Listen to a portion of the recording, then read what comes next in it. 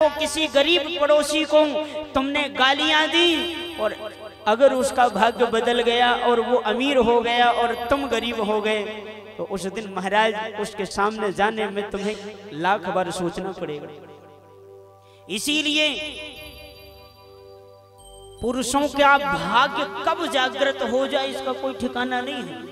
इसलिए आज जो गरीब है वो गरीब ही रहेगा, इसका कोई ठिकाना नहीं, और आज जो अमीर है वो अमीर ही रहेगा, इसका भी कोई ठिकाना नहीं। अरे बड़े बड़े गरीब महाराज ऐसे देखे हैं हमने जो किसी काम के नहीं रह गए। बड़े बड़े अमीरों की ये हालत हुई है कि किसी काम के नहीं रह गए, 2 रोटियां खाने को नहीं है। और ऐसे ऐसे गरीबों को भी देखा है महाराज कि 1 महीने के अंदर अंदर महाराज शहर में नाम हो जाता है। रमुआ रमुआ कहने वाला ही रामदास, सेठ श्री रामदास के नाम से जाना जाता है।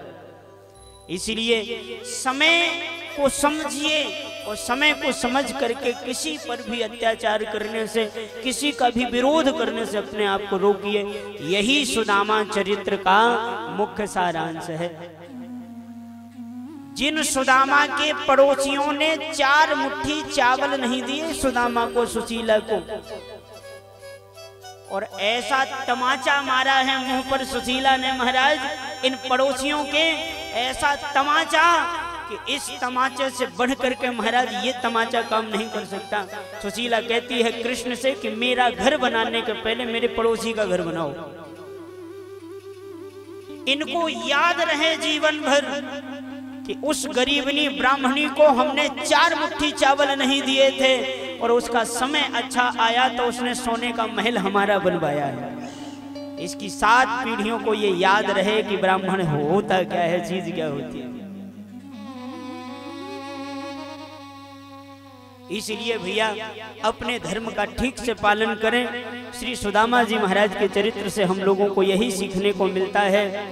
सूर्य ग्रहण के समय भगवान सूर्य ग्रहण के काल को समझ कर कथा सुन रहे हैं तो सुन लीजिए। सूर्य ग्रहण और चंद्र ग्रहण के समय में जो दान किया जाता है वो अच्छे हो जाता है, वो नष्ट नहीं होता, और वो 100 गुना दान करने का फल प्राप्त होता है।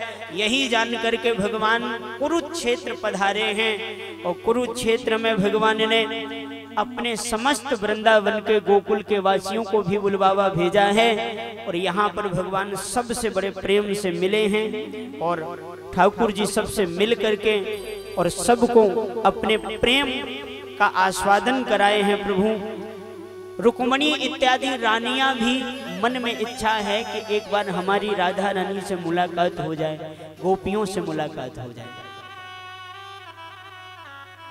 रुक्मणी इत्यादि रानियों को बार बार मन में ये लगा रहता है कि आखिर ये गोपियां जब देखे तब भगवान चर्चा करते, हमारी गोपियां बहुत प्रेम करती थी हमसे, जब देखे तब कहते हमारी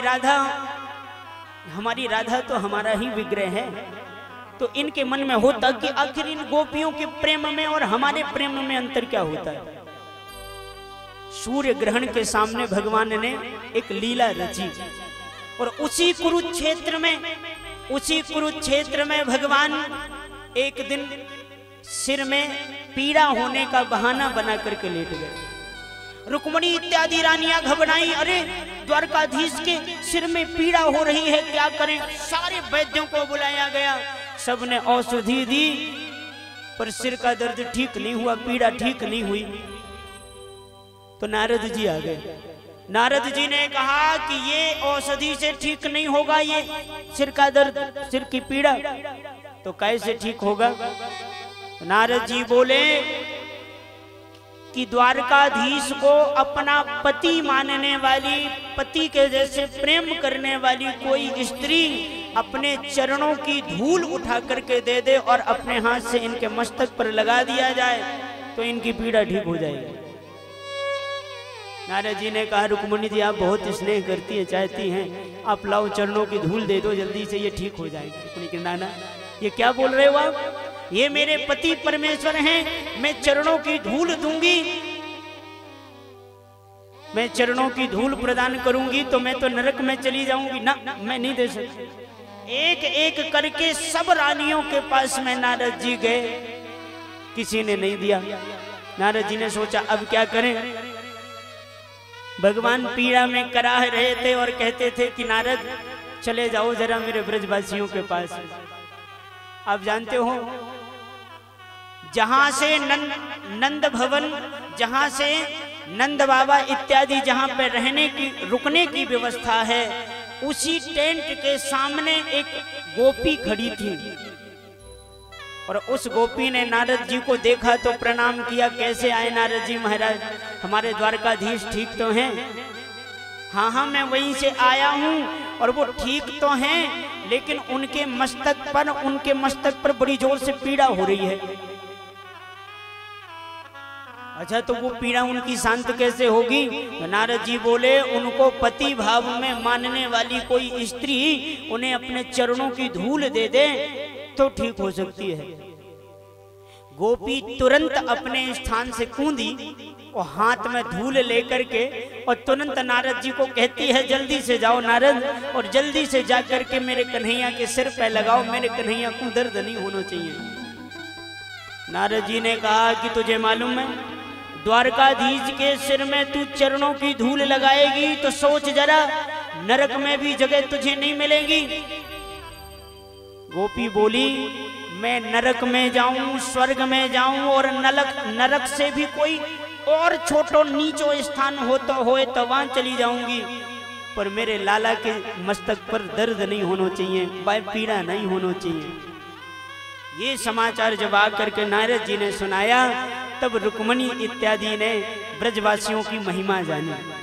अच्छा इस कथा से ये मत समझना कि रुक्मणी इत्यादि प्रेम नहीं करती थी, ये तो लीला रची थी भगवान ने गोपियों के और राधा रानी के प्रेम का आस्वादन कराने के लिए।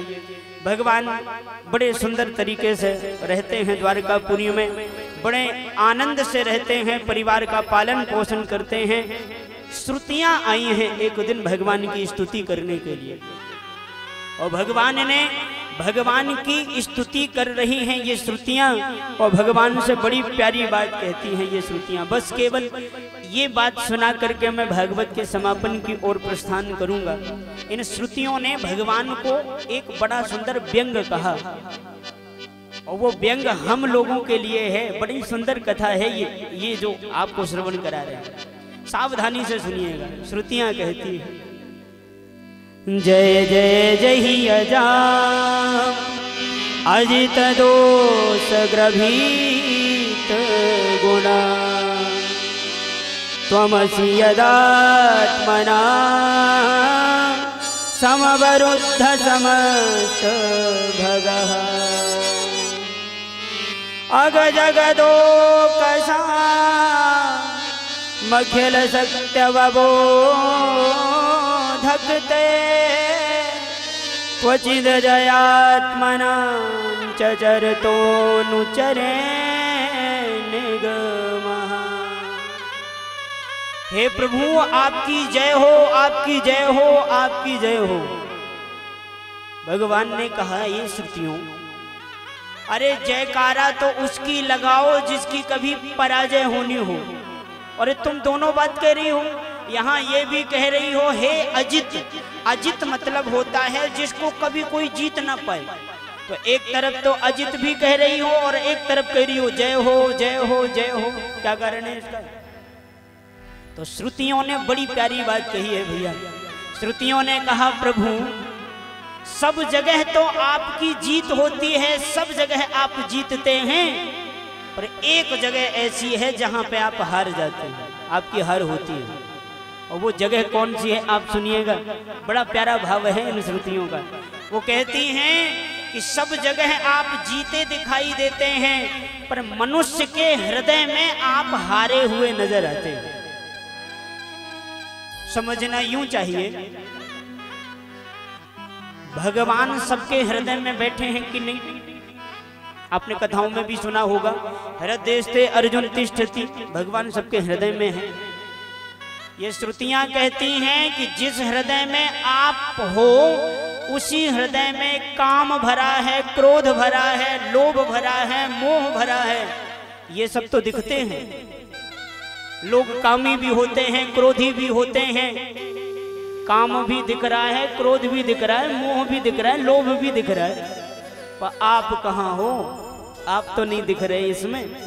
इसलिए हम कह रहे हैं प्रभु, सब जगह जैसे आपने जीत हासिल की है, वैसे मनुष्य के हृदय में भी विजेता बन के रहो। काम क्रोध लोभ मोह न दिखाई दे, सिर्फ आप ही आप दिखाई दे। ऐसी दिव्य स्तुति करी। भगवान ने कहा कि श्रुतियों, सब जगह में अपने स्वरूप में हूं, पर मनुष्य के हृदय में मैं मनुष्य के बस में हूं। आप अपने हृदय में झूठ ज्यादा लाएंगे, असत्य ज्यादा लाएंगे, लोभ मोह क्रोध ज्यादा लाएंगे, तो आपके हृदय में क्रोध दिखेगा, लोभ मोह दिखेगा। और यदि आप विनम्रता अपने हृदय में ज्यादा लाएंगे, शास्त्रीय पद्धति से व्यवहार करेंगे, तो आपके हृदय में भगवान ही भगवान नजर आएंगे और कोई नजर नहीं आएगा। ऐसी दिव्य स्तुति इन श्रुतियों ने भगवान की करी है। त्रिदेवों में बड़ा कौन है ये जानने की परीक्षा की गई, तो महाराज श्री भृगु जी महाराज परीक्षा करने के लिए गए। भोले बाबा ने भी कुछ न कुछ अपमान कर दिया, ब्रह्मा जी ने भी अपमान कर दिया, पर नारायण के पास जैसी पहुंचे तो नारायण की वक्षस्थल पर, छाती पर भृगु जी ने इतनी जोर से प्रहार किया, और भृगु जी के चरण प्रहार से ही श्री भगवान उठ करके खड़े हुए, और भगवान ने भृगु जी के चरण पकड़ करके और प्रार्थना करी, कहीं आपके चरणों में चोट तो नहीं आ गई। अतीव कोमलौ तात चरणौ ते महामुने, इत्युक्त्वा विप्रचरणौ इत्युक्त्वा विप्रचरणौ मर्दयन् स्वेन पाणिना, मर्दयन् स्वेन पाणिना। भगवान ने स्वयं भृगु जी के चरण को पकड़ करके क्षमा मांगा, मेरा हृदय बड़ा कठोर है, कहीं आपके चरणों में चोट तो नहीं आ गई। भस्मासुर के भी वध का श्रीमद् भागवत महापुराण में सुंदर चरित्र है। श्री भोले बाबा ने वरदान दे दिया कि जिसके सिर पर हाथ रखोगे भस्म हो जाएगा वो, और ये भोले बाबा के ही ऊपर हाथ रखने को दौड़ पड़ा। भोले बाबा भगे तो भगवान ब्रह्मचारी का भेष बना करके आए और बोले, सुनो आजकल भोले बाबा भांग पी करके और ऐसे नशे में रहते, इनको नहीं मालूम कौन क्या मांग रहा है, तुम फालतू क्यों परेशान? अरे बोले भैया वरदान मेरा सत्य नहीं होता तो ये भोले बाबा भागते क्यों? तो भगवान बने ब्रह्मचारी ने कहा, देख यदि तेरे हाथ से कोई भस्म होने वाला होगा तो जब तू सर के ऊपर हाथ करेगा तो थोड़ी मोड़ी आंच तो आएगी, थोड़ी मोड़ी तो गर्म लगेगा। हाँ ये बात तो सही है। तो बोले रख सिर के ऊपर। अब इसने इतने ऊपर किया, भगवान ने कहा आंच लगी, गर्म सा महसूस हुआ, बोले नहीं, तो बोले और नीचे कर। अब और नीचे किया, बोले अब गर्म लगा, बोले नहीं, तो बोले और नीचे कर, बोले अब गर्म लगा, बोले नहीं, तो भगवान ने कहा रख दे, और इसने रख दिया तो भस्म हो गया। और भगवान ने इस भस्मासुर का वध किया है। अनेकानेक भागवत जी में चरित्र है। देखो भैया, जिस प्रकार से भगवान अनंत हैं वैसी भगवान की कथा अनंत है। हरि अनंत हरि कथा अनंता, कहि सुनहि बहुविधि सब संता। जैसे भगवान अनंत हैं वैसे भगवान की कथा भी अनंत है। भगवान ने यदुवंशी बालकों को उद्दंड जान करके संतों को बुलाया और संतों का इन्होंने अपमान किया, संतों ने श्राप दिया और दुर्वासा जी के श्राप से समस्त यदुवंशियों का संहार हुआ। 2-5 ही बचे। भगवान भी पीपल के वृक्ष के सहारे लेटे हुए हैं। उद्धव जी आकर के भगवान के चरणों में प्रार्थना कर रहे हैं। बलराम जी समुद्र में जाकर के अपने शेष नाग के रूप में परिणत हो गए और उद्धव को भगवान ज्ञान दे रहे हैं। उद्धव रोते हुए बोले प्रभु आप चले जाओगे, मुझे भी संग में लेकर के चलिए। भगवान ने कहा नहीं उद्धव, अभी तुम्हें दुनिया में रह करके भक्ति का प्रचार करना है, मैत्रेय मुनि से संवाद करना है और विदुर को मेरा संदेश सुनाना है। बहुत गौर से सुनिएगा। तो उद्धव जी बोले तो मैं आपके बिना कैसे जीऊंगा। भगवान ने कहा उद्धव, मेरा अभाव धरती में कभी हो ही नहीं सकता, इस कण कण में मैं विराजित हूं। उद्धव, पीपल का वृक्ष दिख जाए तो समझ लेना मैं हूं, तुलसी का वृक्ष दिख जाए तो समझ लेना मैं हूं। अरे भैया, भगवान कहते हैं और क्या कहूं उद्धव, ये गैया दिख जाए और गैया प्यार से पगुराते हुए जिस घर में निवास करती हो समझना मैं हूं उस घर में। भगवान ने अपनी बहुत सारी जगह बताई। अरे धातुओं में सोना मैं हूं, कभी सोने की अंगूठी को भी गोविंद मान करके प्रेम करिएगा। और ऐसा उद्धव को दत्तात्रेय भगवान के 24 गुरुओं के बारे में सुनाया। देखो भैया, हमें जिससे भी कुछ सीखने को मिल जाए उसमें गुरु भाव रखना चाहिए। और भागवत में तो एक बात बहुत जरूरी है। क्या? भागवत के महात्मा में ही सूत जी महाराज कहते हैं विष्णु दीक्षा विहीना नाम नाधिकारः कथा श्रवी। भगवान नारायण की दीक्षा के बिना कथा सुनने का पुण्य नहीं होता। जिसने दीक्षा लिया है उसी को कथा विशेष रूप से श्रवण करना चाहिए। अच्छा, आपको महाराज हमने तो नहीं लिया था और हमने कथा सुनी तो क्या हमें फल नहीं मिलेगा भगवान का कथा सुनने का? तो जरा गौर से सुनिएगा। वक्ता में गुरु भाव रखने से भी भगवान की कथा का लाभ हो जाता है। वक्ता में गुरु भाव यदि नहीं होगा तो वक्ता की बातों का असर हृदय में नहीं होगा। वो सब इस कान से सुनेंगे और इस कान से निकल जाएगा। इसलिए वक्ता में जब तक गुरु भाव निहित नहीं होता तब तक कथा सुनने का फल प्राप्त नहीं होता। हिरण को गुरु बनाया, धरती से सहनशीलता सीखी तो धरती को गुरु बनाया, आकाश से अनंत होना सीखा तो आकाश को गुरु बनाया। और महाराज एक गुरु और बनाया अजगर को, और अजगर को गुरु बना करके क्या सीखा? अजगर करे न चाकरी, पंछी करे न काम, दास मलूका यूं कहें सबके दाता राम। और महाराज अजगर को भी गुरु बनाया। बड़े विस्तार से गुरुओं का वर्णन है यहाँ पर। यूं कह लीजिए, आप यूं समझ लीजिए, जिससे भी हमें ज्ञान प्राप्त होता है उसमें हमें गुरु भाव रखना चाहिए। अनेकानेक लीलाओं का विस्तार है श्रीमद् भागवत महापुराण में। एकादश स्कंध में वसुदेव जी का नव योगेश्वरों के साथ बड़ा प्यारा संवाद है। नव योगेश्वरों ने श्री वसुदेव जी को प्रेरणा करते हुए कहा कि वसुदेव जी विदेह के यहाँ का संवाद सुनाते हैं वसुदेव जी को। और ये बड़ा प्यारा श्लोक है, इसको बिना कहे हम आगे बढ़ नहीं सकते, मजबूरी है हमारी, क्योंकि ये बड़ा प्यारा श्लोक है। आप श्रवण करिए, कितनी प्यारी बात कही है श्री विदेह राज जी ने। वो कहते हैं भैया, मन्ये भगवतः साक्षात् पार्षदानवो वदद्विषा, विष्णोर्भूतानि लोकानां पावनाय चरन्तहि। वो कहते हैं कि भगवान के गुणानुवाद गाने वाले जो लोग हैं, जो भगवान का नाम गाने वाले, कथा गाने वाले जो लोग हैं, साधु संत हैं, वो ऐसे व्यक्ति साक्षात भगवान के पार्षद होते हैं। इसलिए वो दुनिया में घूम घूम करके और दुनिया को पवित्र बनाने का कार्य करते हैं। और दूसरा श्लोक तो वाह, ये श्लोक सबको याद कर लेना चाहिए महाराज, कितना प्यारा श्लोक है।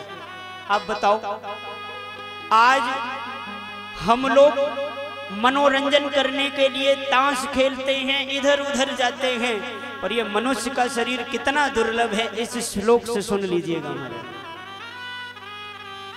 दुर्लभो मानसो देहो देहिनां क्षणभंगुरा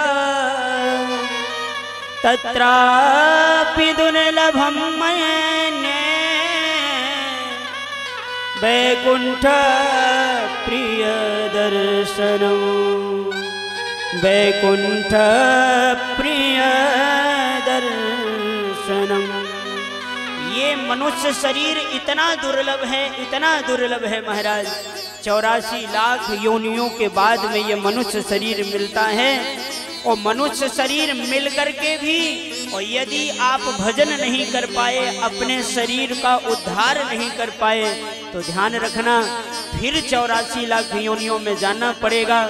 कुत्ता, गधा, सूकर जो भी है सब बनना पड़ेगा और नरकों की यातना भोगनी पड़ेगी। इसलिए बहुत सावधानी से श्रवण करिएगा। ये मनुष्य शरीर बड़ा दुर्लभ है महाराज। अच्छा, आप कहो कि मनुष्य शरीर पा करके कोई एक बात ऐसी बताइए जिससे जीवन सफल हो जाए, तो वो एक बात आपको सुनना होए पूरी कथा का सारांश, तो आप ये श्लोक सुन लेना। श्री सुखदेव भगवान कहते हैं, भैया और कुछ कर पाओ ना कर पाओ तो केवल एक काम करना, आपसे जो भी बने, जो कुछ भी पुण्य काम करो, सब भगवान को अर्पण कर दो। ये याद होगा सबसे श्लोक, बड़ा प्यारा श्लोक है, प्रसिद्ध श्लोक है। कायेन वाचा मन इंद्रियैर्वा कायेन वाचा मनसेन्द्रियैर्वा बुद्ध्यात्मना वा नुकृत स्वभावा बुद्ध्यात्मना वा नुकृत स्वभावा करोति यति सकलं परस्मै करोति यति सकलं परस्मै नारायणायेति समर्पयेत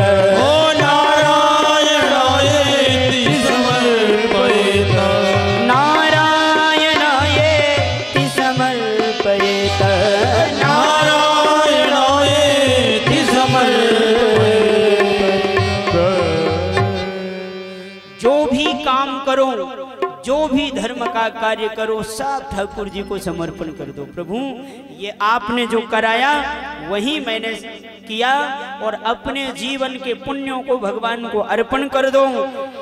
और सबसे बड़ी बात, जन्म का फल क्या है जो आज आप लोगों ने कर दिया। आज 7वें दिन आप बैठ करके कथा श्रवण कर रहे हैं। मनुष्य जीवन का यही फल है। आप विचार करना, चाहे कुत्ता कितने भी बड़े घर का हो, कुत्तों के भी जलवे होते हैं महाराज, एसी में